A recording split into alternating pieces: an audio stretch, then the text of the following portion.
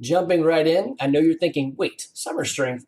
It's not summer. I know, but we plan ahead. So if you've got a kid and you would like them to learn how to lift, summer strength is a place for your kid to do something over the summer and gather strength as well as fitness. I really wish I had done this as a kid. I created the program years ago for Olivia, my oldest, who is now in college, and she was playing competitive soccer. Worked out really good for her to help her. Of course, Evan, Levi, and Evie all use it. We've been doing this for years. I don't know, we're probably in our 7th year of doing summer strength. You can see the details on the screen or go to our website, CrossFitGarage.com, and then find, what we offer, and then summer strength for students. Basically, it's for middle school and high school students, and we teach them how to lift, and we teach them to get sweaty, and to basically, if they want to do CrossFit also, once the school season starts up, let's say they don't play a sport or they're just preparing for a sport, typically we do not let middle schoolers into our normal CrossFit classes, but we waive that if they've been through the summer strength program. So it'll start right as summer starts, so that's June 5th, and run right until the end, which would be July 28th. So you can see all the details on our website. Next thing is the Open. It is coming. Please sign up and enjoy the fun. So here's a picture of it. You can go to games.crossfit.com and sign up. Make sure you select CrossFit Garage because that is our gym, and you'll be put on our scorecard. So it'll be fun. The coaches are dividing everybody in the gym into teams. You'll be on a color kind of like Hogwarts, and we'll fight each other. It's for fun, so don't worry about if you can't do this stuff. It doesn't really matter. It's meant to be a great time.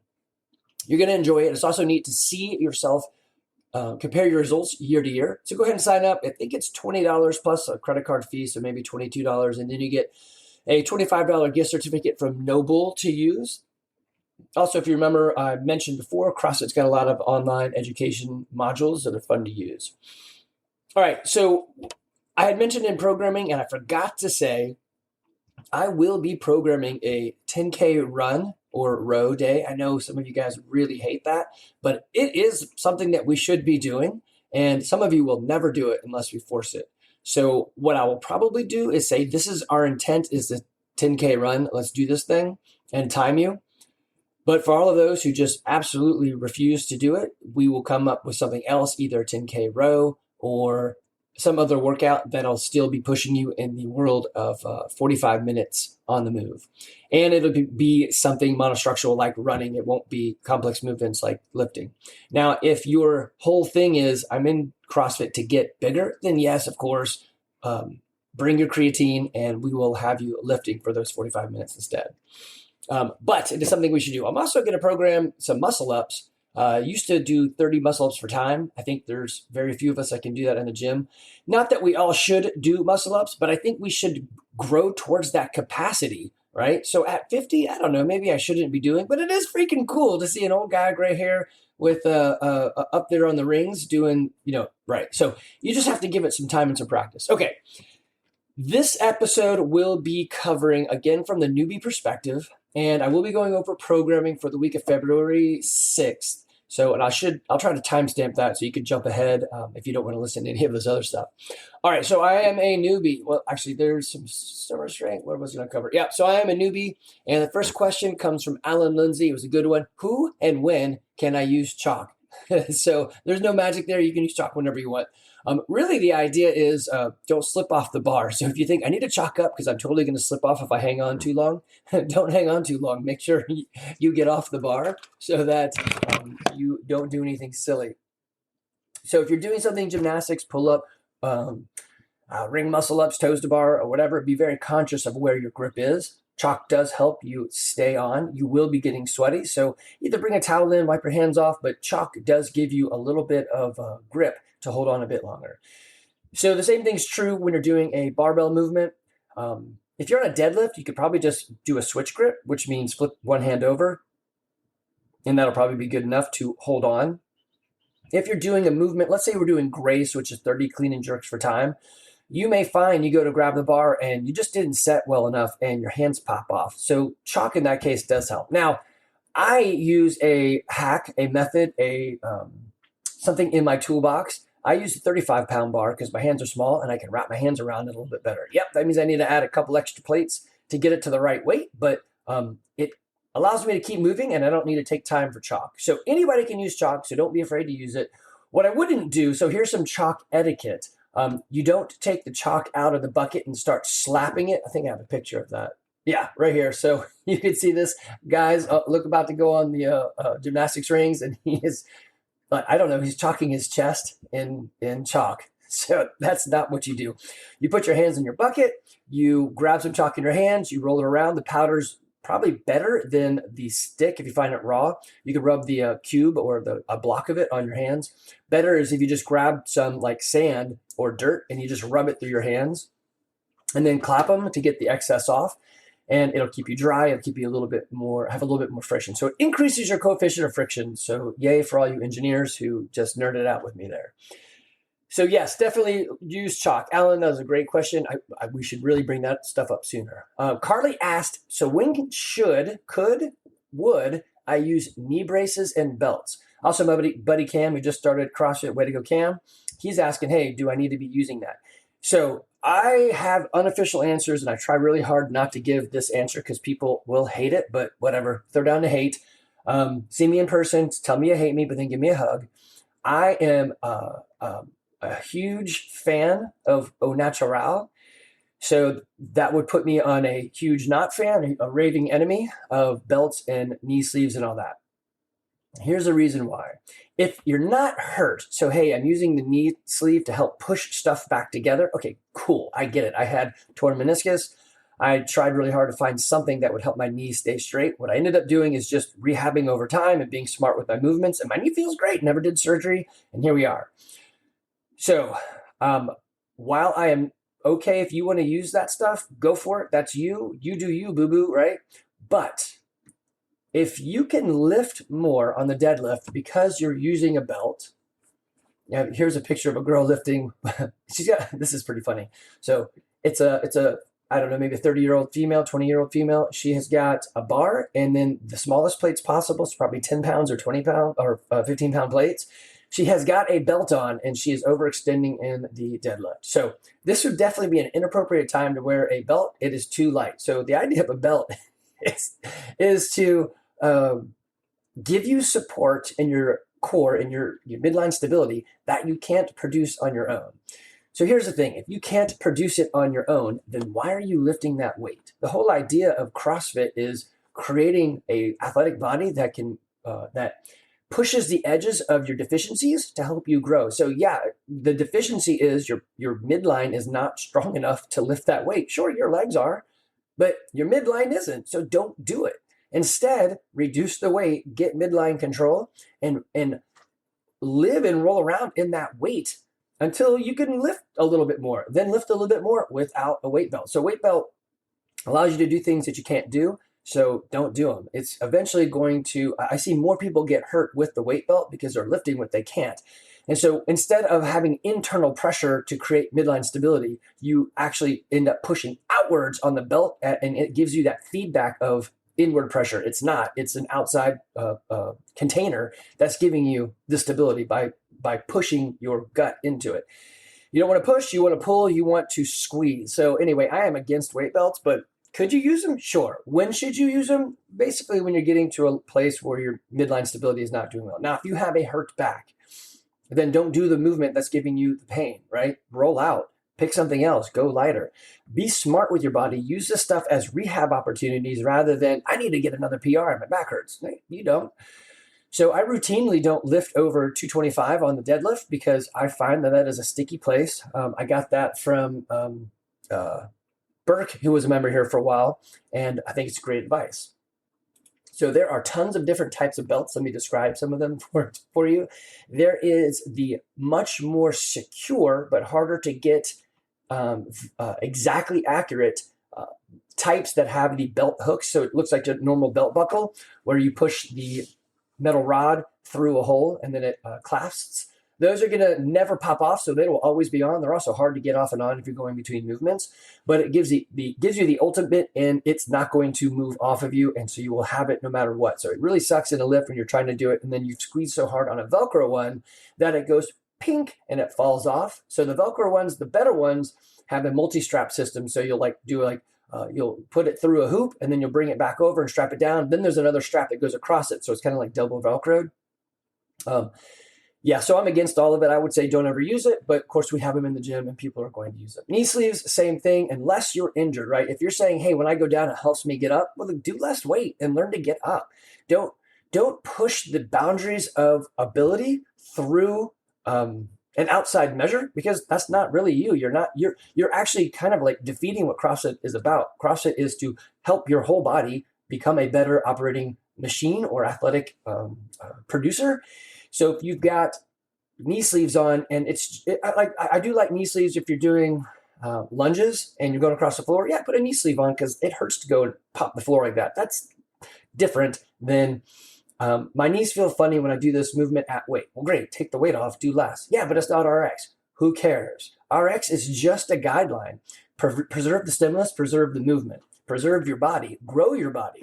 So those are my answers. Sorry, that's a hot topic for me. Nobody agrees with me. Not nobody. Very few people agree with me on that. I also disagree on the prevailing theme of what exactly is an Olympic lift. So if the workout is a clean, what does that actually mean when it says the word clean? I won't go into that now, but yeah, I disagree with almost everybody, except for the people at the Olympic lifting meets. They agree with me, or I agree with them. Okay. So what if I am late to class? Burpees. No, just kidding. So a long time ago, if you were late, we would make you do burpees for the seconds or minutes or whatever you were late. That is no longer a thing. If you're late, life is life, man. I get it. Just come in. I'd rather you be 15 minutes late than not come in at all. Now, if you're 30 minutes late, that's almost like being 30 minutes early. So that becomes a little bit of a problem. We'll talk about that next. The first one is if you're somewhere between 1 to 15 minutes late, I would say it's up to you to get yourself warmed up. Most likely jump on a rower, jump on a bike, and skip the strength or skill and just get warmed up for the Metcon. If there's a slower strength or something, you could do the movements that you can warm up with. So let's just say they're doing a strength portion that is clean and jerks. And people are going heavy for 20 minutes. Well, I would row, and then I would jump in and go light, and I would not go heavy because I am late. I am forfeiting that portion. So I'm just not going to do it, but I'll use it. So I'll stick with the class and I'll use that and some stretching to warm myself up. So what you shouldn't do is, and nobody really does this, but I don't know, maybe somebody out there's listening to this and they're starting at a new gym. Don't run in and say, hey, I'm late. What do I do? Don't run up to the coach and be like, coach me because the class is on and now I'm here and I'm like, want attention. Don't do that. Just fit in seamlessly. Stay off to the side until you catch up to the class. That's the best way to do it. If you're super brand new, it's like day one and you're late, then I take that back, go up to the coach and just say, hey, I'm sorry, I'm late. How do I get started? Or just jump on the rower. That's probably the best way. And then seamlessly move into class. Another way is to just ask somebody beside you and say, hey, I'm super late. What do I do? And they may say, jump on the rower. But you just don't want to disturb class if you're the one late. Now, if you're 30 minutes late, that's different. And you kind of need to make a judgment call there. So if let's say the workout is, I don't know, it's got a lot of running up front and then there's some movements. What I would do is say, okay, crap, I'm late. Everyone's about to start. I'm just going to use the first round. Let's say it's 5 rounds. Let's say it's Nancy. It's 5 rounds of 400-meter run with, I think it's 15 overhead squats. So I'm going to use the first run as my warm-up, and then I'm going to grab an empty bar, and I'm going to do 15 overhead squats as my warm-up. Round 2, I'm going to feel how I am and go, okay, I'm going to ratchet up the intensity a little bit more. And then when I get back into the gym, I may do a bear bar again, or maybe I put 10 pounds on it or something. So I'm using the workout as a general warm-up and then moving into the workout. So it's okay to be late. Life is life. It happens. Don't not come, right? So don't be the person who says, well, I'm late, screw it, whatever. That's the worst thing you could do. Keep the habit up, show up. Even if, and I've done this, I've been 30 minutes late and the coach is like, are you in this class? And it's weird because I'm the owner. So I'm like, no, I'm just going to row. And so I hate rowing for 30 minutes. So what I'll do is I'll row for, 500 meters and I'll jump on the bike for the equivalent time of 500 meters. I'll just switch back and forth because it gives me something to do. Or I'll move the rower and watch the class and that keeps my boredom down. And so that's a way to do it. Okay, so late is, try not to be late, but late is okay. Now, I would rather people be early and they work on stuff so you mobilize. There's a couple guys in the gym, guys and girls, that do this really well. I know Matt Janda always shows up and he has a routine. if you remember Glenn, he had a routine that he always did no matter what, even despite whatever the warm up was, but he knew what his body needed, right? So that's pretty cool if you know your body. I always end the workout with a few minutes of rolling. It probably took me 10 to 15 minutes for about 3 to 4 months to get the routine down and to get through most of the pains and issues of the rolling. And now the maintenance mode of it is like 5 minutes. So I'm totally into that.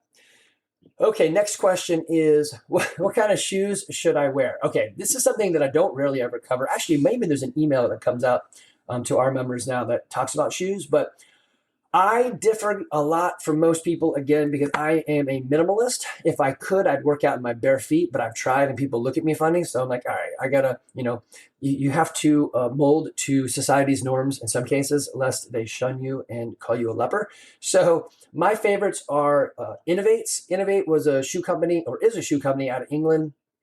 And I use them for my adventure racing shoes. They're super light. And weirdly, the less shoe there is, the more expensive they are. I know it kind of sucks. But they have got a CrossFit shoe they put out. They can't call it CrossFit because that's trademark, but they call it XF, so CrossFit. So it's Bare XF. In this case, it's a 210 V3 or version 3. So 210 is I think it's the grams they weigh at a size 9, I think. So they term their shoes and the weight.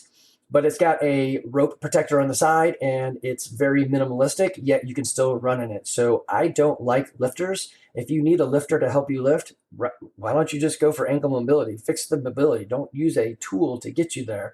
I mean, I get it. People use it and I'm not against them using it. But I mean, if you have an ankle mobility issue, help your ankles get better, right? So, and what do you do there? After the workout, stretch your ankles. Lean back on your ankles. You might see Matt Decker doing this. It's the toes over knee guy stuff. So lean back on your ankles. That's good for you. Actually, it hurts a lot, but it is. It'll help you increase mobility forward and backward. So I like those shoes. They're very low profile. Let's see if I got a better picture of them. Yeah. So these ones, let's see, they got multiple colors. If you're looking at the screen, it's Innovate, INOV-8.com. Multiple colors. I like to go for the dark ones because I typically scuff them up. They've got, well, actually, this year's colors aren't too bad. Sometimes they have like super bright orange. You're like, really? That's kind of barfy.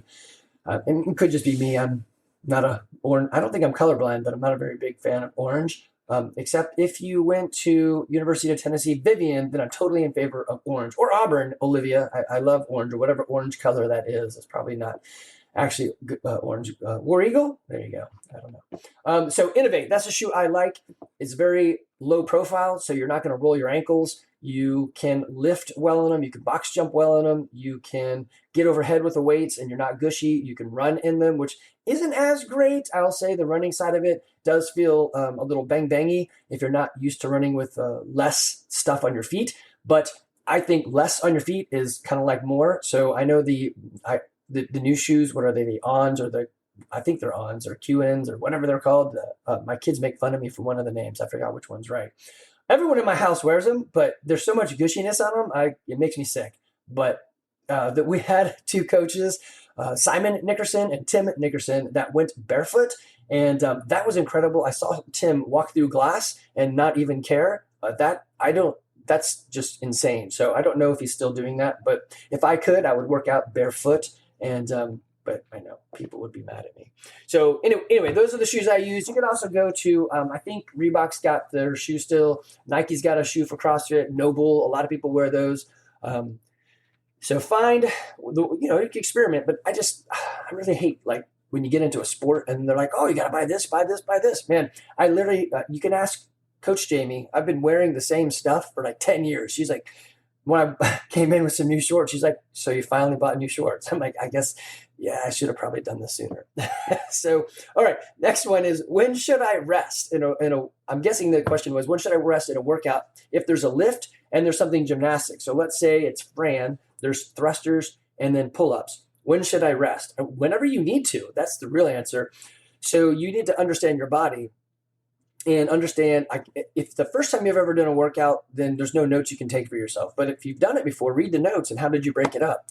So the biggest time I would say rest is if you're about to hit failure. So in a workout, you don't want to go to failure. You want to go before the cliff, before you can see the cliff, because if you go off the cliff, it's harder to recover out of that. So rest before the cliff comes, and also rest for safety. So if you're on the bar and you feel like I'm going to slip off this bad thing, well, get off the bar and dry your hands off, put some chalk on. Great time to use chalk. Take a deep breath, jump back on. The thing that's tough about rest is a lot of us don't need as much rest as we think of. And I use Jonathan Cruzado, who was in the gym for a very long time.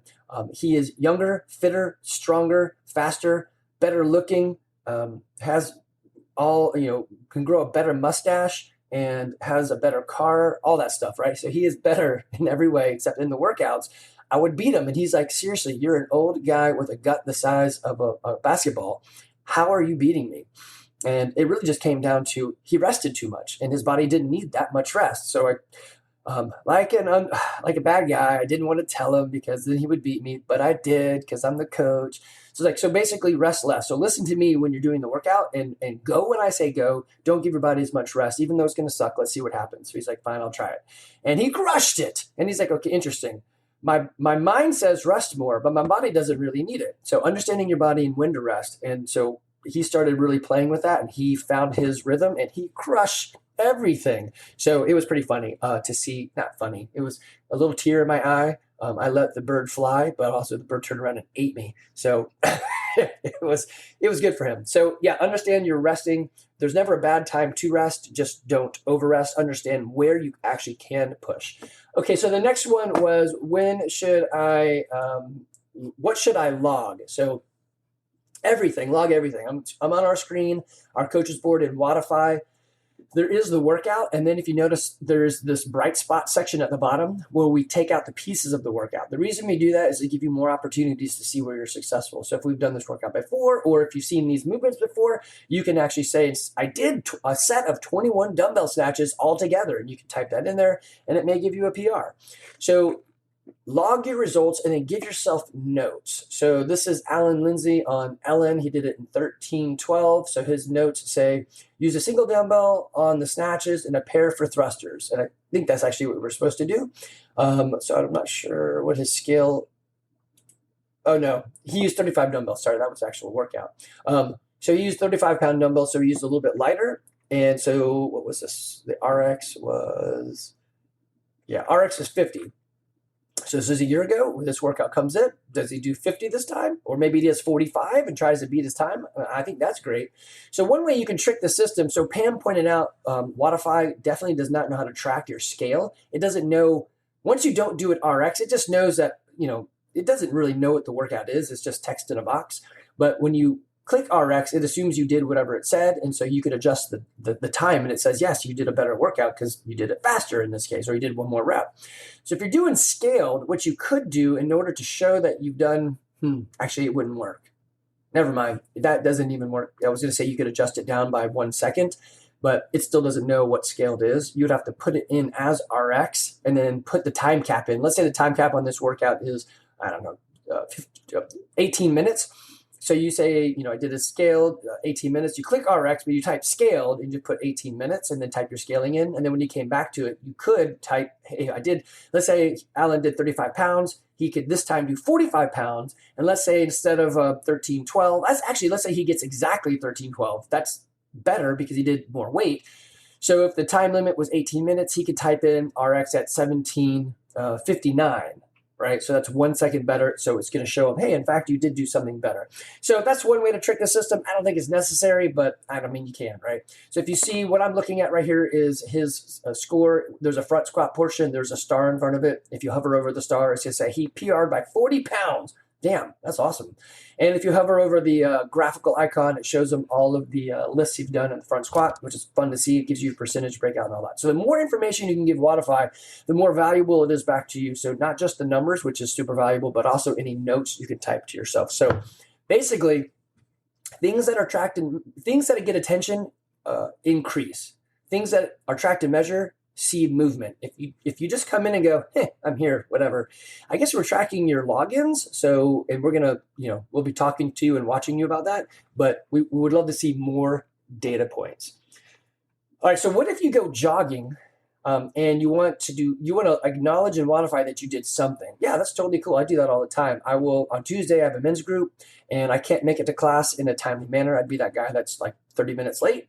And so instead, there's a trail right beside where we meet. So I just go out to the trail and I jog or run or semi-stroll or struggle, depending on how I'm feeling. But if you go to the coach's waterfall or coach's board, and you can find this on your phone or you can log in and do it, there is a section or a class called remote coaching. If you click remote coaching and you log yourself in there, you can probably even find the workout under everybody's name. Once your card is on the screen, you can click add performance. And then you can pick, let's say you did a jog, you would pick Metcon and then type in, I don't know, let's say it's 2 miles. Oh yeah, 2 mile run right there. So it's actually in there. Or if you're doing something consistently, let's say you always hit the Jackrabbit Trail over at Rope Mill, let me know. I can add that as a workout, the Jackrabbit Trail. And then your unit of measurement is 1 jackrabbit, right? And you can track your time in there. So log everything and jog. If you go out and do something different or go to a different CrossFit gym, yeah, log it in ours, hit remote coaching, and that just lets us know you were doing something. All right, next one was, when should I take supplements? You should really only take supplements when you've dialed in nutrition a lot. So supplements really move the needle maybe 1% or less. Stop eating at McDonald's will move the needle like 90%. So don't eat at McDonald's. That's the best thing you can do for yourself. Let's see. What about form versus intensity? That's a very long discussion. So form first and then speed or intensity. Always maintain form. If you're in the workout and your form is breaking down towards an unsafe movement, stop. The coach should be watching you. A little bit of unsafe or not Olympic lifting standards is totally fine. We're not in the Olympics. All right, that's a much bigger conversation. If you Google, there were some supplements. We use Driven. Talk to us about supplements. I meant to pull that page up. You can see that. It's in the front, or you can order them online through us or through our page or affiliate page.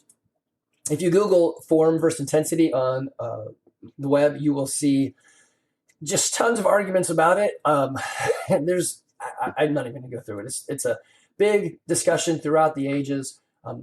It's always form before weight before speed. That is what we do. And be safe. Listen to your coach.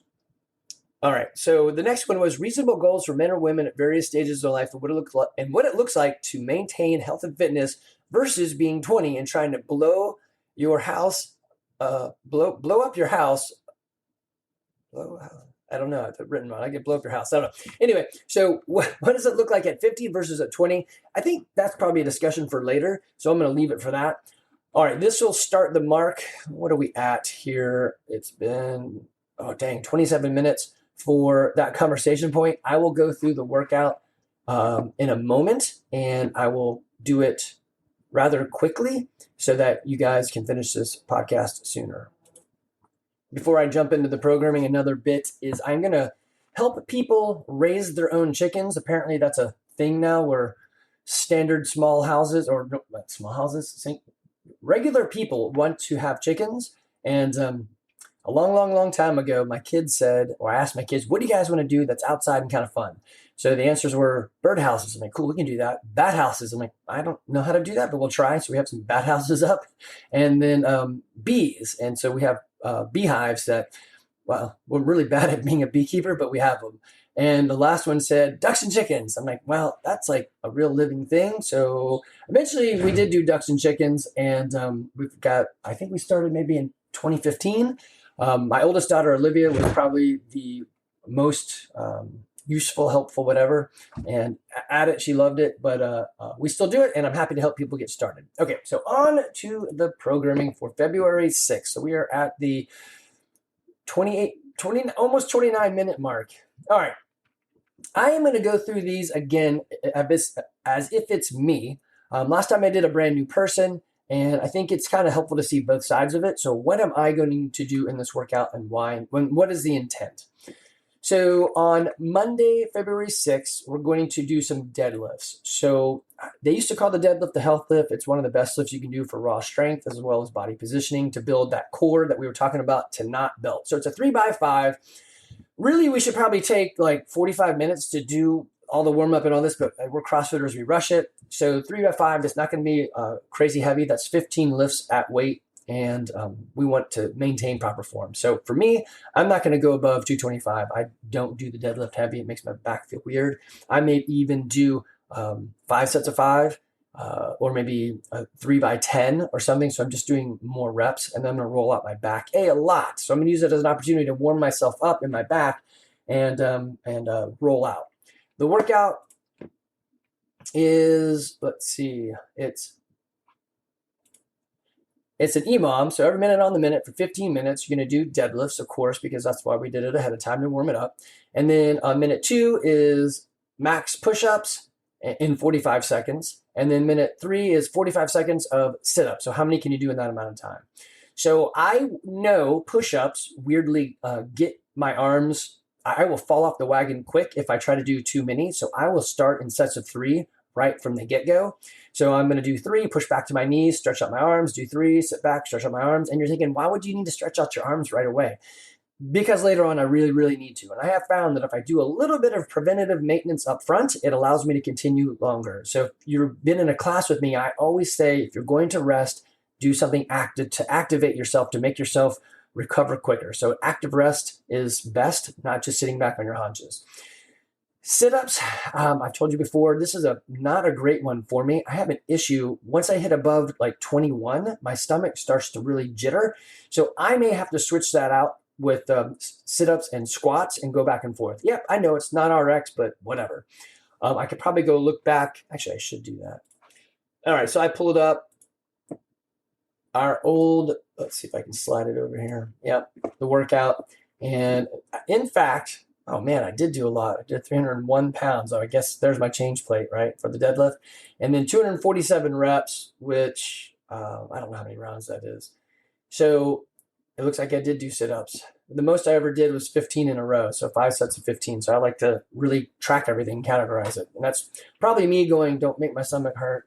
Of course, I guess it takes me, well, whatever. So maybe I'll do it again. If it looked like it was all right last time, I'll try to get 248 reps, because why not, right? All right, so then, of course, I'm going to do my rolling out of my legs. I always do that. Tuesday. Oh, sorry. So the intent of that workout is to have bursts. So it's 15 minutes, so it's all on the getting towards the longer end. So the sweet spot for CrossFit is always 12. That's when intensity kind of is fleeting. So it starts to really leave you. So you're not only your stamina, but muscle stamina. So all those things are going to start dragging on. You kind of change the way you kind of work out.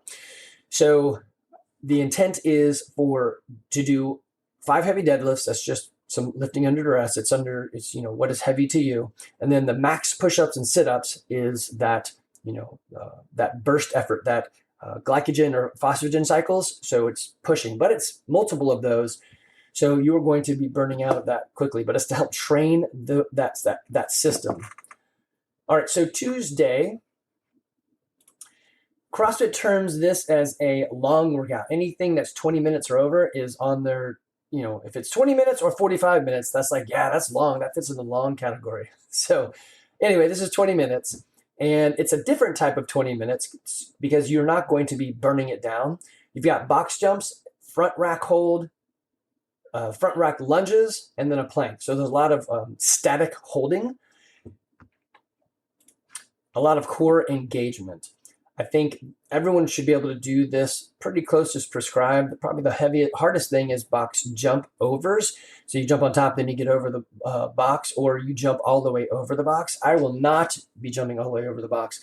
Landing with my knee is a little bit weird. Everything else I'm going to do exactly as they say. There is a skill at the end. It is rope climb.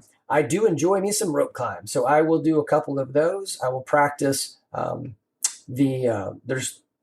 I suppose there's 3 methods the coaches will show you. You can wrap it all the way around your leg. You can do a kind of a clip with your feet, or you can go with no legs at all. And I don't really suggest that one, though it is cool. If you've never climbed a rope, this is a great time to climb the rope. So it's a good workout that shouldn't tax you too much in the sense that I don't think I can do the ropes, right? Take your time, cool down, go over the strategy. There's some things you can do on a box where you're sitting and just learning to get your feet in the right place. But if you want to do the kind of cool things like double unders or a rope climb or pull-ups, you have to train those specific things. It's not like a deadlift where you can just sort of like a year later grab the bar and lift, because I mean you're standing up. It's really not that tough. You don't have to train anything. That particular movement you definitely want to train. On, let's see, Wednesday we have shoulder press. We're starting into a shoulder press cycle. I think you're going to see us do the deadlift, shoulder press kind of back to back, or cycle near each other. So it's another 3x5. I don't lift much on the shoulder press. I click in my back of my neck every time I go kind of heavy. So I will probably, in 15 years of CrossFit, my strict press went from, I think, 100 pounds to 137 pounds. So there's not been a great amount of movement, whereas my deadlift went from 200 to 400 pounds. So that's a lot of movement. But I struggle. Strength is my weakness, just like in Jumanji. And I struggle there, but whatever. Yeah, I will do it. I'll just keep the weight lighter and do some more extra reps. Then we have workout. I can't pronounce it. It's IBTIHAJ. So it's something. Anyway, we've done this one before. It's kind of like Fran, but it's got toes to bar. Be very careful of your hands. I will have to look at my hands and say, how do I feel? I have come up with a way myself to keep my hands from tearing, and it's to actually do less of a full grip. So instead of monkeying the hands over the bar, I just use the rounded parts of my fingers. So if you make like a claw, you'll see your fingers bend easier than the straighter parts of your hand or that last knuckle. So I hold on kind of with the tops. I still wrap my thumb around it, but it has kept me from tearing for years. So, but toes to bar do typically get me, so I have to be careful there. So the thruster weight, no problem. It's 21-15, 95-pound thrusters, and then toes to bar. I can do those movements. I got an 8-minute time cap. I'm not too worried about that. I should be able to, actually, I can look because I've done this before. Yeah, so I flipped back over to our coaching board screen. So I've got shoulder press 107. So yeah, so I kept it on the lighter. Well, it's still heavy for me, but, and then this workout, it is 419. So yeah, it is supposed to be, I think I was putting that in the workouts. Now let me go back and double check. Oh, it looks like I didn't. Well, it's got an 8-minute time cap, but the idea is to be 5 minutes. So plus or minus 2 minutes around the 5-minute mark. So 4 minutes is fine. If you want to make it harder, try to do more of the lifts together, right? So 21 straight thrusters will feel a whole lot different than sets of 4, right? So there is also an altered option. So you can do just the bar. So 45-pound bar for guys, 35 pounds for girls, and sit-ups. So it's a good way to have a known scale to do the workout and still keep it in that, hey, I can rush through it. I can really push and drive. And that is the idea of this workout. We're testing that your ability to, what do you want to say? Like fight the animal, right? So fight or flight, I'm fighting and we're going to get into this and I've got 5 minutes to crush it and everything I've got. That is this type of workout. You really need to make sure you've warmed up well and you feel good. So in that press, knowing that I'm going to go hard in this workout, in the press, I'll probably continue to stretch or do burpees to keep myself super warm. I'll probably do like I normally do, wear sweatpants and a hoodie to stay really, really warm. On Thursday, it is, well, if it's not raining, it'll be a run. So now we go from the super fast workout to another 30-minute or longer workout. So it's an AMRAP, as many rounds as possible in 30 minutes, 800-meter run, and then 20 double dumbbell front squats, 50 pounds for guys, 35 pounds for girls, and some double unders. Knowing that the open is coming and my knee felt good, so I tested it the other week doing the double unders. I am going to do double unders to practice that. Matter of fact, I bet you I didn't do double last time because of the open was coming and my knee.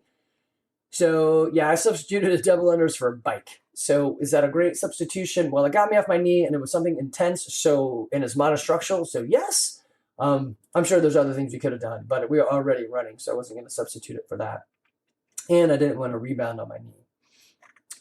Then Friday, we have got some snatch work. So it is 5 sets of 2. So it's getting towards the heavier side.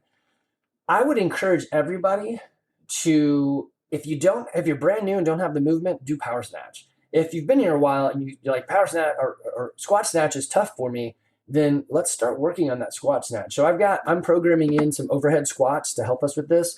And we'll be doing a bit more there so we can kind of get that movement down. A lot of times it's ankle mobility. And we need to be in that position and work that position so we can understand what we need to fix. Again, a lot of times, especially for guys, it's ankle mobility or shoulder mobility. So I will do that. That's fine. I like actually doing squat snatch, or what I would call just snatch, but whatever. I like doing that movement. It's an Olympic movement that generates a high amount of muscle movement and energy. If I had 10 minutes and that was it in a gym, I would go grab a bar and just do a bunch of snatches and just keep building weight. That's like one of the best things you could ever do. All right, anyway, then we got an open workout, 19.4-ish. So it's not exactly an open workout, but it's close. And it is 3 rounds, 10 snatches, 95 pounds. So, of course, that's why we were doing some snatches in front, 12 bar-facing burpees. And then we move, you rest 3 minutes and then do 3 minutes of 10 chest to bar, 12 bar-facing burpees. So the hard part in there is going to be the chest to bar. Easy scale is to do pull-ups.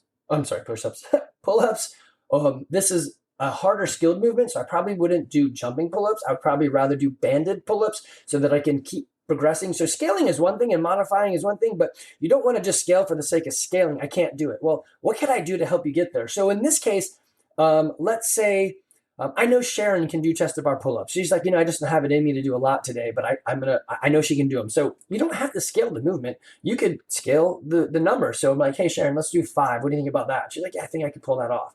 So what you don't want to be doing is just staring there, looking at the bar. It's an open workout. It's supposed to be moving. There is a time cap. So maybe not even getting, some people may not get through the whole thing, and that's totally fine.